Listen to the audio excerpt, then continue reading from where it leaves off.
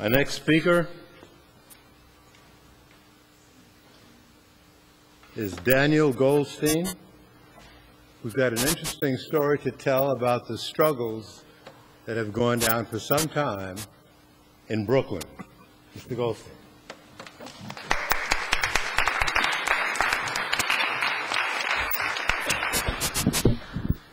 First, I'd like to thank Nellie for inviting me and representing Develop Don't Destroy Brooklyn. Nellie has supported what we've been doing over the past 3+ years, and we've tried to support the effort against the resistance to the Columbia expansion to West Harlem. And why would that be? It's because they're basically the same thing. If they weren't, I wouldn't be here, and Nellie would not have shown up at so many events that we've held in Brooklyn. I don't know if the woman is still here who early on when we were in that room said, she is? Or, said, you know, why are there so many white people on this panel, basically? And I wanted to ask why are there so many professors? And the point there is, I know that the people you've heard from are not just academics or authors, they're activists as well. But I'll speak to you as an activist only. But going back to what that woman said, it's not so simple as who's white and what they're saying and who's black and what they're saying when it comes to Atlantic Yards or any of these struggles. I'll go through a list of who is pushing and supporting Atlantic Yards. And you know what color they are. Bruce Ratner, Spitzer, Pataki, Schumer, Silver, Bruno, Marty Markowitz, Betsy Gottbaum. Those are the most powerful political figures in the state and city of New York. In opposition, when it comes to politics, you have Charles Barron, councilman, former Black Panther, who's called that project instant gentrification. Letitia James, who, those of you not from Brooklyn, you should be jealous. She is an incredible leader and elected official in the city. What's that? Is there a mic working? I'll speak louder because the mic's not working. She's the loudest political voice against that project. Reverend Dennis Dillon, who heads a church in Brooklyn and also is the publisher of the Christian Times.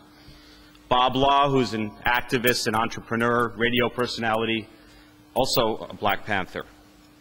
Reverend Clinton Miller of Brown Memorial Baptist Church in Clinton Hill, Brooklyn, which borders the project site for the Atlantic Yards project. Major Owens, the former congressman from that district, and the senator from that district, Belmonette Montgomery. These are all African-American men and women. On the other side, you do have Reverend Daughtry supporting that project. You do have Bertha Lewis of Acorn supporting that project. But I think you have to look at not the leadership and the loudest voices, and I'm one of those loud voices, perhaps too loud at times. What I like to look at is anecdotal information. Yesterday I was at a workshop with students, middle school students, 8th graders from around the city, and they had been working on civil rights projects, drawing up, for a school project, drawing up activist plans on different issues to advocate for their different issues. And I was in a group of the activist experts speaking to students. One school was from Queens, the other one was from Crown Heights, and that's not far from the Atlantic Yards project. It's within a mile or so. And all of those students, they were 8th graders, were African American, as was their teacher.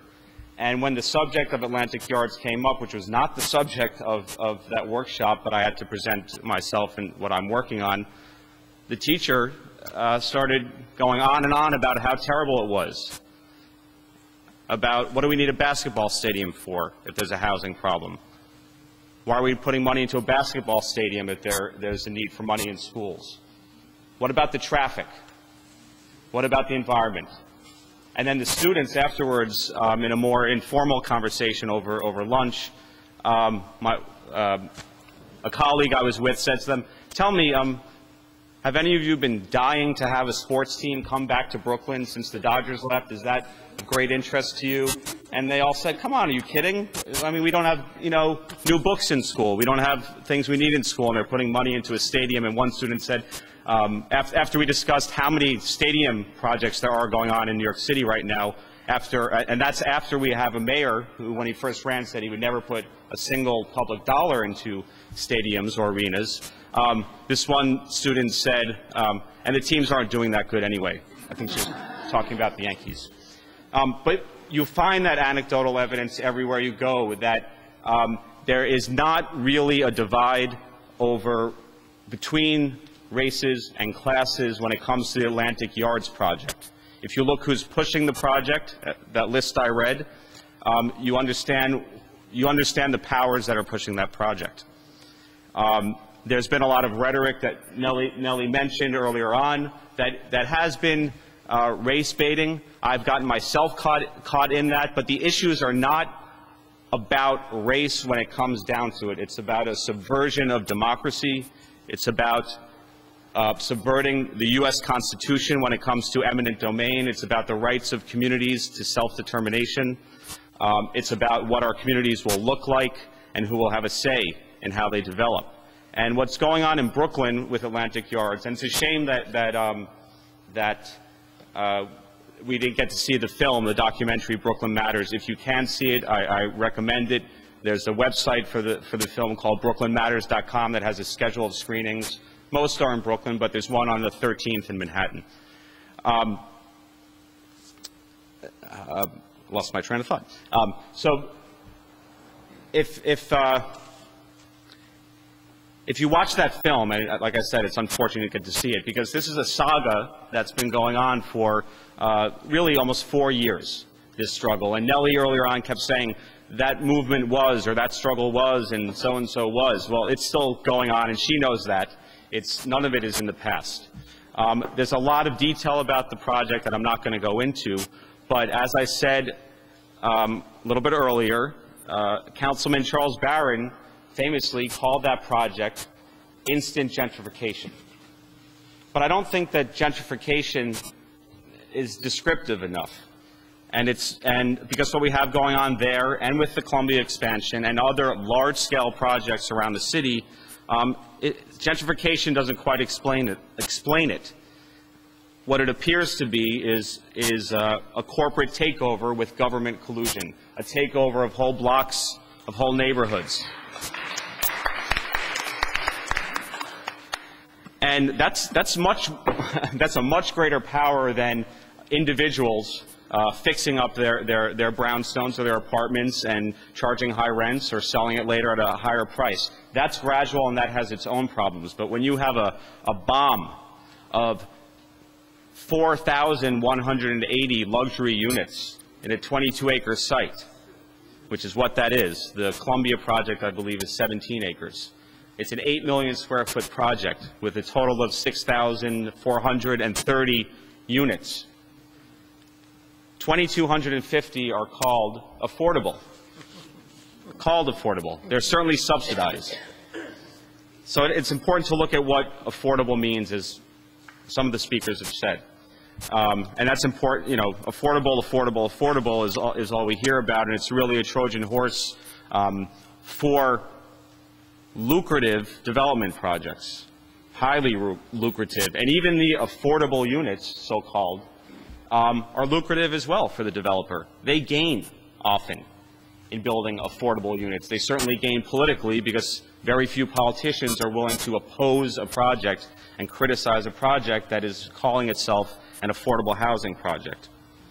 But if you look at the actual numbers, the income levels in Atlantic Yards, they're all based on the area median income of New York City, which goes outside of the city, so it's skewed to begin with. Currently, it is $70,900 per year for a family of 4. That's the area median income for New York City, and it's skewed. But with Atlantic Yards and other affordable housing projects and programs, they call affordable housing income levels that go way above that. One of the speakers talked about it going as much as, I think it was you, up to $100,000 of income. Well, Atlantic Yards goes up to $113,000 of annual income for a family of 4. And that is about 150% or more of the area median income of New York City. So what does it actually mean? There are no units in Atlantic Yards for families that earn less than $21,000 a year. None. So there are no units that are very low income, near poverty level income. There are none. There are 225 units. And remember, this is out of 6,430. 225 for incomes of 21 to 28,000.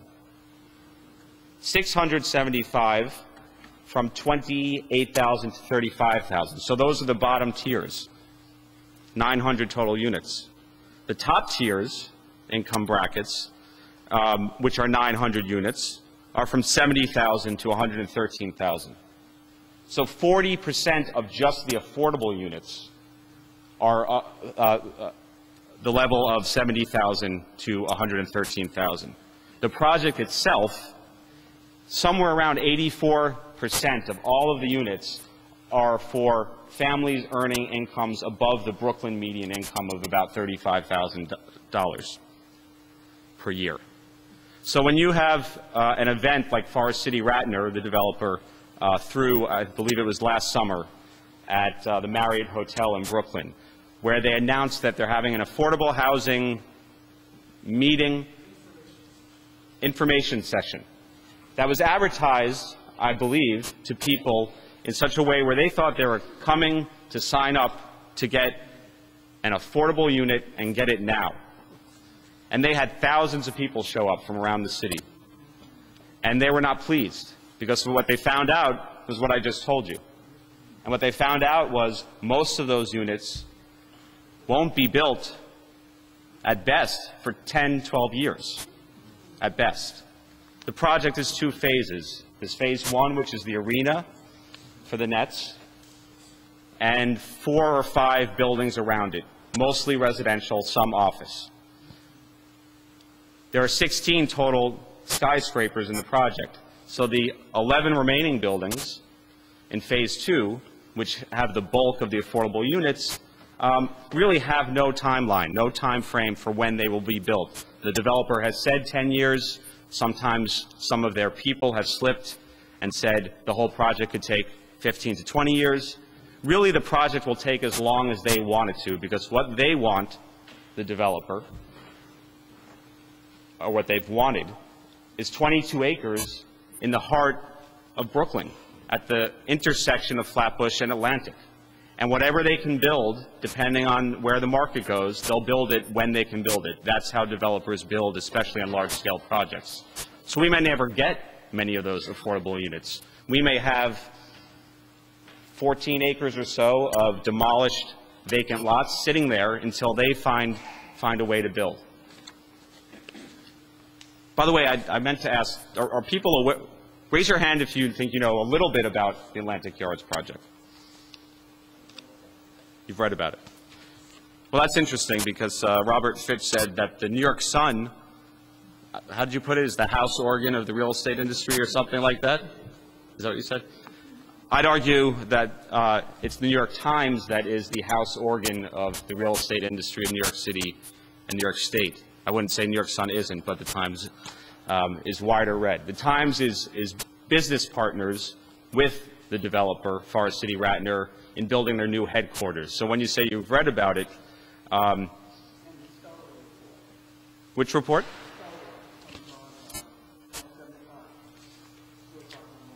But unfortunately, the people with power in New York City and state, they read the New York Times. They get their information from the New York Times mainly. And they've gotten a lot of misinformation and lack of information from the New York Times, and that's been a big problem. So the similarities between Atlantic Yards and the expansion that the city and Columbia are going to certify to start the ULURP process on Monday, unless something changes. The biggest similarity is the use and abuse of eminent domain. And what's being abused to allow for that eminent domain, if it does happen, is a finding of blight, that those 17 acres over there in West Harlem are blighted, that the 22 acres in Prospect Heights, Brooklyn, are blighted. And it's a trumped-up charge, of course. It has to be. Developers don't like to develop in blighted areas. They like to develop where they think they're going to make money. And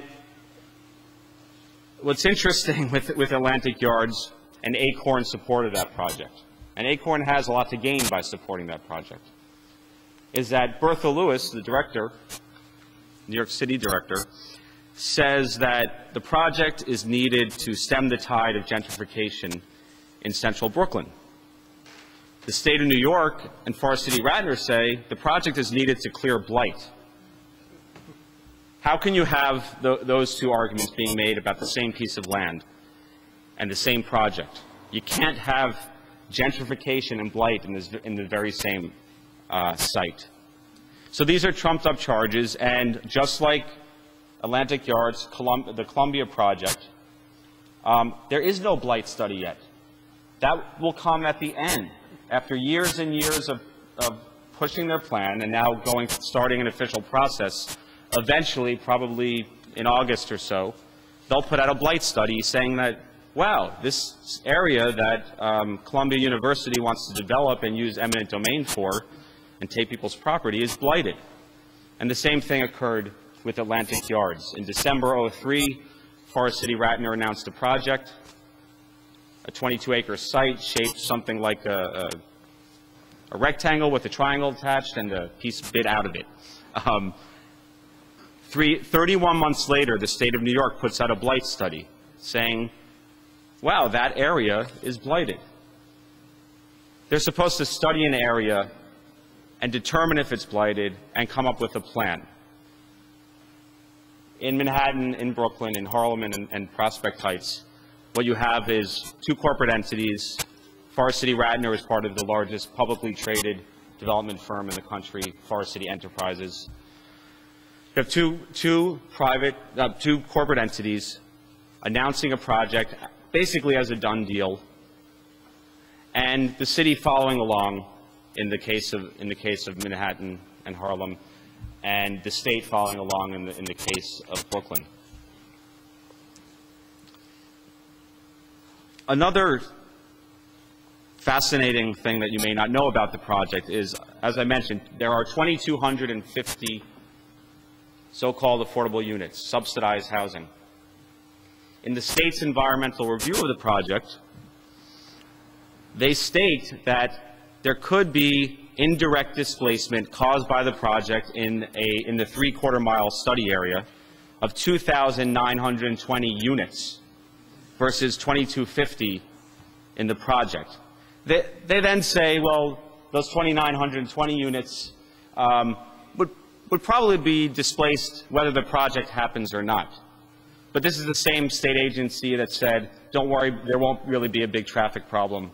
Don't worry, this won't affect the electric grid. And last week, Con Edison said that Atlantic Yards and other big projects are the primary causes of what could be an 11 to 17% of your electrical increase in electrical bills.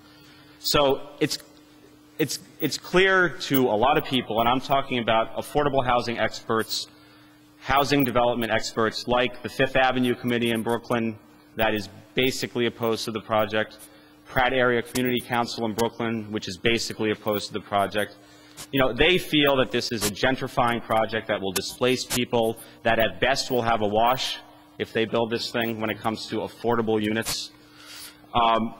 And clearly, it will put pressure, real estate development pressures, on all the surrounding blocks and neighborhoods. It already is doing that. While everyone's paying attention to this mammoth project, Atlantic Yards, there is tons of development going on, you know, blocks away. High-rise buildings, very high-rise buildings with no affordable housing included. The Williamsburg Saving Bank, as you know, the tallest building in Brooklyn currently, is being turned into condos all luxury condos, and that's, 2 blocks away or so.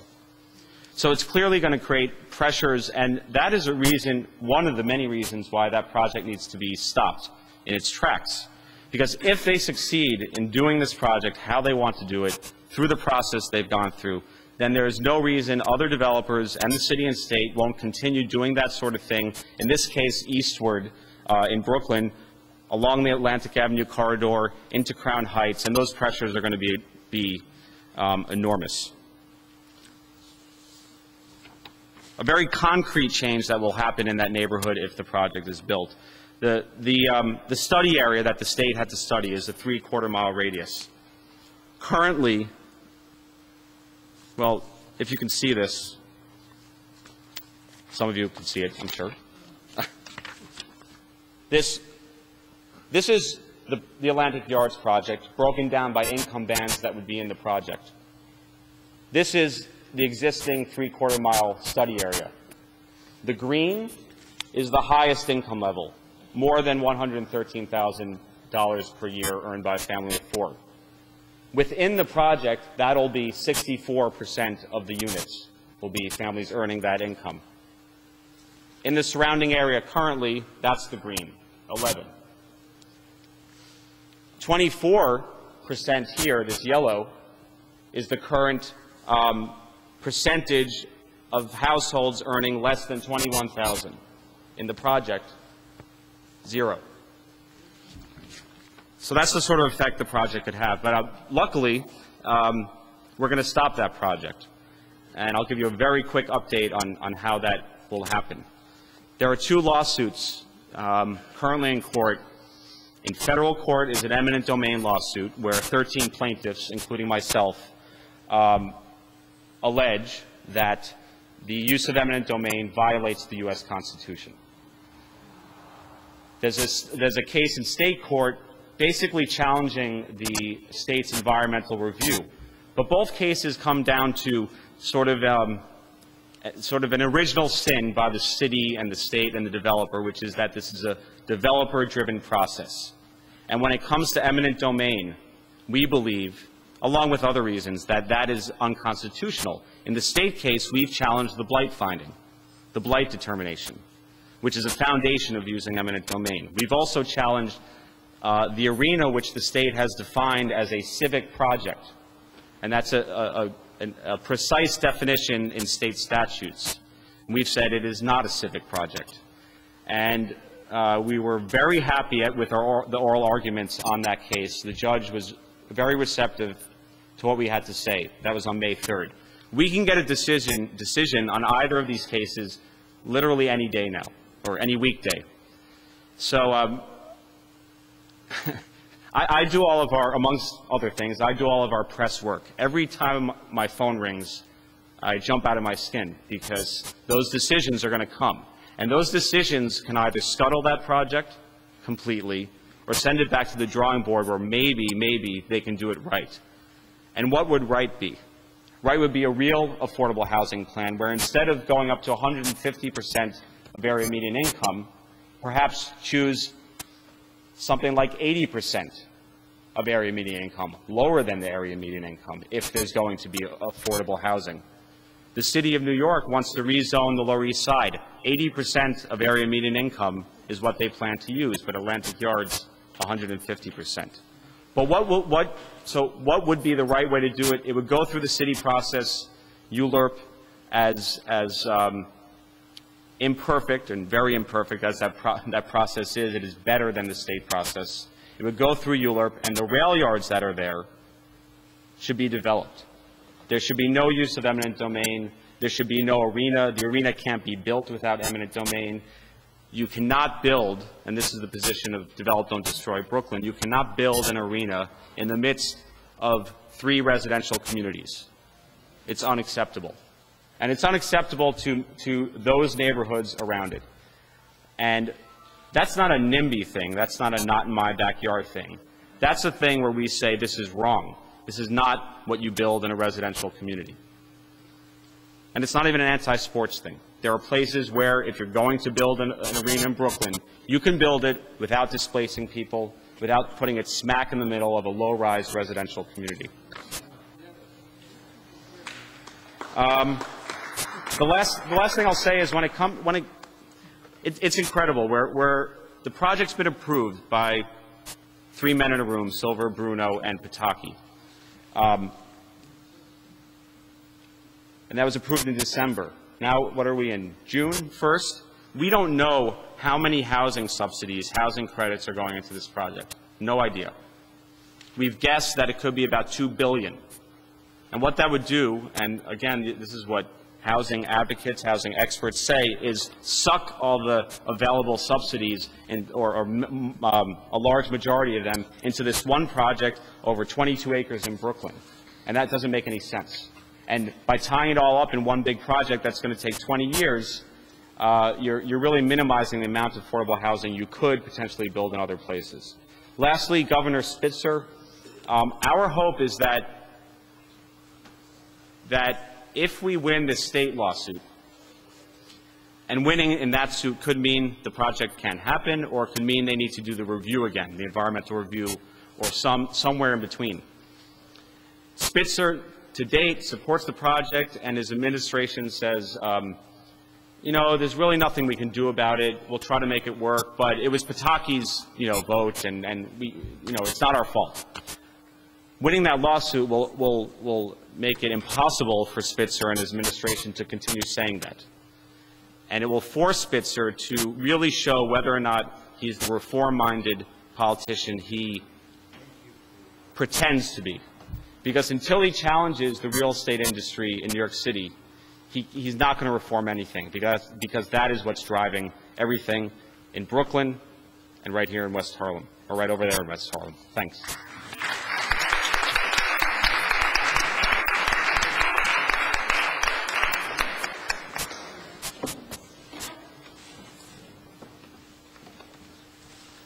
And now, lastly but not leastly, the glue that has brought us all together, the director of the Harlem Tenants Council, a long-distance runner in the struggle for justice for the tenants of Harlem, Nellie Hester Bailey.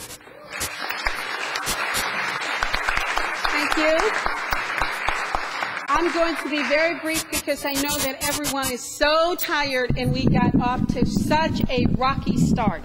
So I just want to say a couple of things. One, what this conference is about and what we're trying to push and change in terms of a new consciousness and a new paradigm. That housing is not an entitlement. Housing is a basic human right. That's what housing is. It is not an entitlement. And we base that assertion, we base that foundation on the United Nations Declaration of Human Rights that this country, this nation state, signed on to in 1948. This is our right. There is nothing more basic than housing, than shelter. It is as basic as our need for water and food. We need water, food, and shelter. All forms of life needs that. And we supposedly represent the highest form of life as we know it on this planet. So housing is a basic human right, and we must change that paradigm. And that's what this conference is about. Secondly, I just want to talk about why don't we have the speakers that we had here tonight? And there was an earlier sort of back and forth with someone who said, well, why do you have all of those white people here and blah, blah, blah. But as you can see, we had a very mixed panel here. As a matter of fact, we had more African Americans than there were others, I'll say, of the other hue. They say, we'll just reverse that. So, but the point is, why are we doing this? Why are we not having yet another conference or workshop about how you can fill out a form, how you can call a city agency, how you can, try to connect with your elected official, just go to their office, how you can just try to do all of those things that everybody tells you to do if you call their office for help. Have you fill out the form? And now what's being added is, have you visited the website? So what we thought instead, what we would attempt to do, why are all of these things happening? And we have had an incredible presentation here tonight of a myriad of voices in terms of analysis, because it is impossible, I would argue, as others, to look at struggle for equality, struggle for revolutionary change in this country without looking at and accepting the centrality of the black struggle in this country. You can't do it. It's impossible. You can't do it. Whether you're an immigrant group, whatever you are, you can't do it. And that's why all of these seemingly different threads came together, because we know that in the final analysis, even though the black struggle is the centrality of the movement for change and fundamental social transformation in this country, it cannot be accomplished without alliances and coalitions. It's impossible. And we do that, as Bill so beautifully pointed it out, on the basis of class struggle. It's impossible. That's how we have to do it. And as Daniel Goldstein has said, it's not about me. It's not about some well-to-do, supposedly, as the rumor is about him, white guy who wants to hold on to his co-op apartment. It's more than that. It is about what happens to a neighborhood. It is about what Dr. Mindy Fullilove has said, how we are being torn apart and how the root shock that takes hold of people in a community. And all of these things are interconnected. They all are. And as we come together, particularly in trying to build a principle movement, not those folks who are going to say, well, yeah, that's a white boy over there, but tomorrow I'm going to be at a press conference kissing Bloomberg, that is not the kind of leadership that we want or deserve. And that what we are talking about is a new and very different and very principled movement of people from the grassroots coming together. And that this movement springs from the bottom up, not from the top down.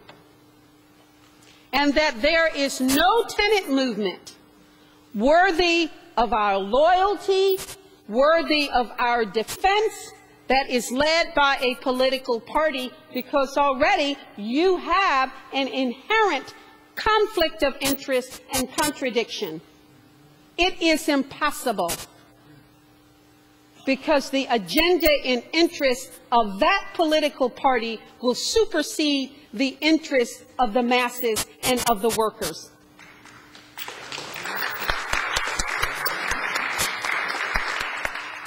We have a very exciting program for you tomorrow.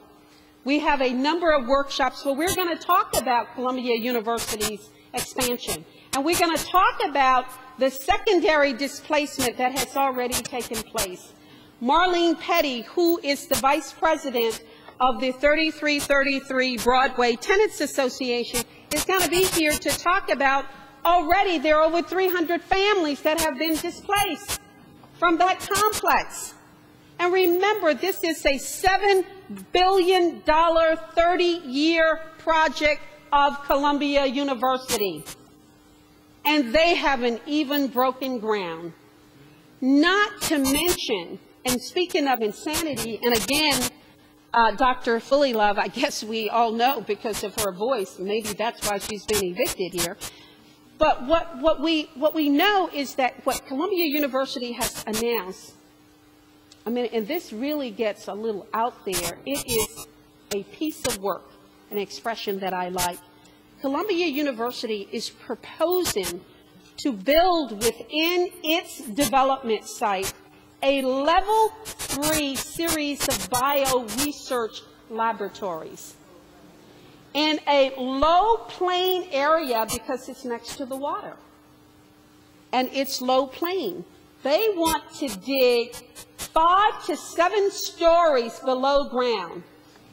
And what are the deadly agents that they will conduct experiments on? Ebola, SARS. Now, I just read something about SARS that is airborne. Remember, it occurred, there was an epidemic in China, and it was passed through health workers, and it's known as the silent killer because it manifests itself like pneumonia or a very serious cold. What if there was an accident? Not to mention, quote, post-11 fears of terrorism. But what if there is an accident?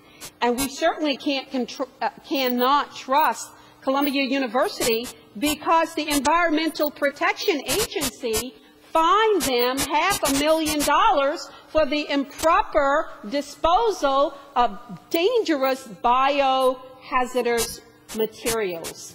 That's what they were fined for. Not to mention, and I see Mr.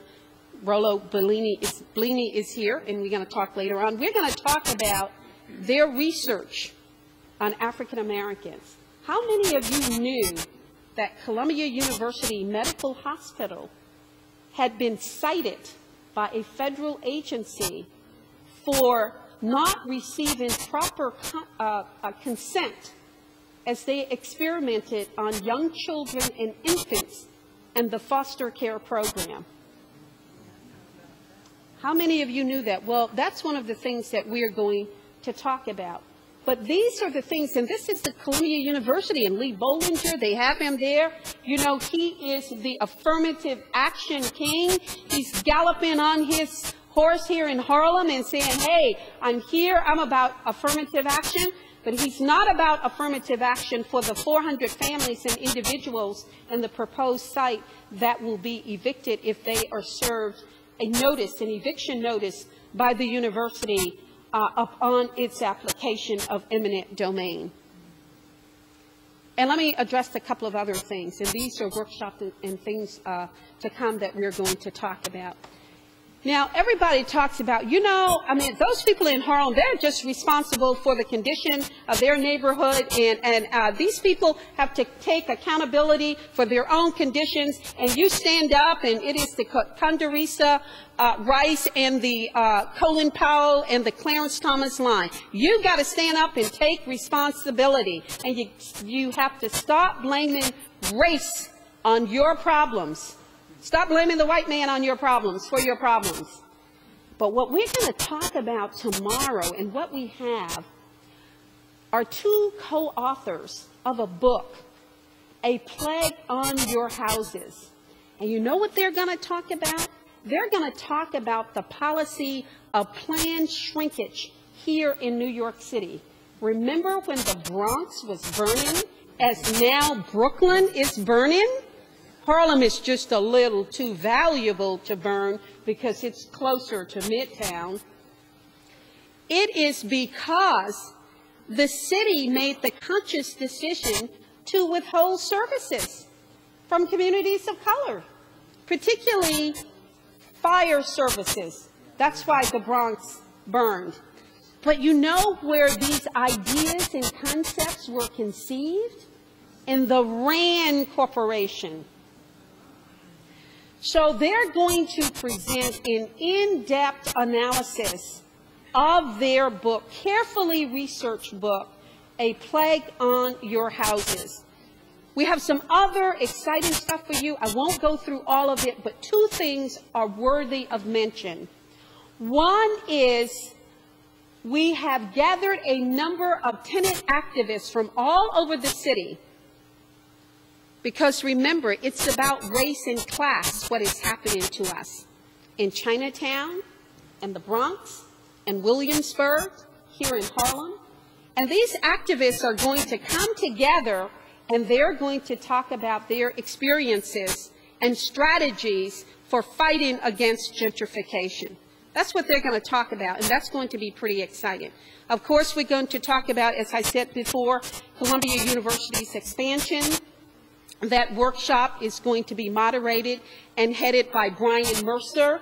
The students at the university, they get the picture, they get the story. And their consistency and their persistency and keeping this issue alive as it has taken hold within the debate of the community is something worthy of comment. And Brian Mercer will head that workshop with Norm Siegel, who will be here to talk about eminent domain, Jordy Reyes Montblanc, who is the chair of Community Board 9, will be here as well. And lastly, we're going to talk about gentrification and its relationship to the U.S. economy. Now, it's really strange that our mayor talks about the surplus in the city and how they're going to use it and whether or not they're going to use it for programs or use it to pay down the debt or whatever. But the problem is that this country is in serious and deep economic crisis because we no longer have a production or manufacturing base. We don't produce anything anymore. It's just paper, chasing paper. That's what it is. And then the debt that we have to other countries, China, Japan, Saudi Arabia, in the hundreds of millions of dollars, perhaps even over $1 trillion. What is the impact of this on us? And how do we begin to understand something that Neil Smith wrote about recently? Gentrification is the restructuring of space in inner cities for the most part. And that is intrinsically linked to the restructuring of the U.S. economy. Because what was propping up the economy for a long time? It was housing. But now there's a slump in the housing market. It is so serious that they are contemplating another cut in interest rates in order to get the market, in order to get that market going again. But the point is, all of the economists are predicting this slump, there will be no recovery in the past 5 years. And then, of course, we know the money, this borrowed money that is being pumped, not into the economy, not into social services and programs, but into the war in Iraq. And I know there are these foundations who say, well, you people are just all over the place. You're just all over the place. You got to talk about housing. And one day we're going to have a workshop on the politics of funding and to talk about how groups are funded and the real aim and goals and objectives of these foundations that is tied to that of political parties, in New York's case, the Democratic Party, and what that is about, and who decides who is going to be the leader of a tenant movement, supposedly that represents your interests. So we're going to talk about the war because we know that if we're talking about housing, if we're talking about gentrification and the weight that is coming down on working people and blue-collar workers in this country, we have to talk about the war. It is inescapable. You can't have a program, a conference, or a convention, whatever you want to call it, and talk about a city agency or a state agency and not talk about the war, not talk about the economy, not talk about the dominance of the New York City real estate industry over politics in this city and over housing policies in this city. And when we come together and talk, we cannot talk about the accountability that we must demand of our elected officials. You cannot have that discussion without these components in a landscape, in a campaign, in a presentation, if you will, that go hand in glove, that it's impossible to address these issues without a political accountability. The war, where's the money going? Public policy predicated on race and class. And then, of course, how do we come together? Can we come together despite our political differences, despite you being over there and you being here and you being there and you're being right in Brooklyn and we're being here and we're being there? Can we come together? But we know that in the midst of all of this, Nothing will work for us as people of color unless we come together first. And that's the first step for us. It is what we must do together because of the internal and external historical forces that have been discussed here today.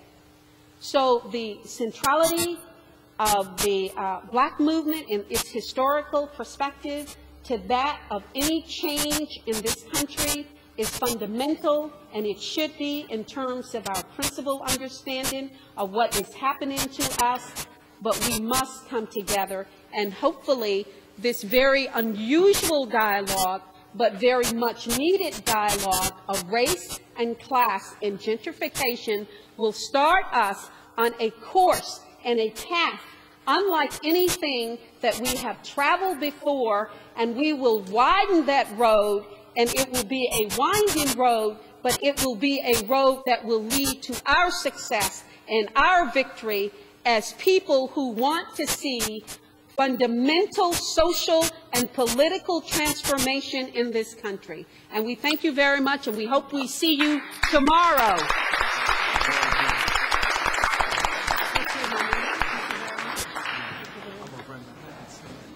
Okay, I'm going to thank you. It was a pleasure. That's the movie I was mentioning for you.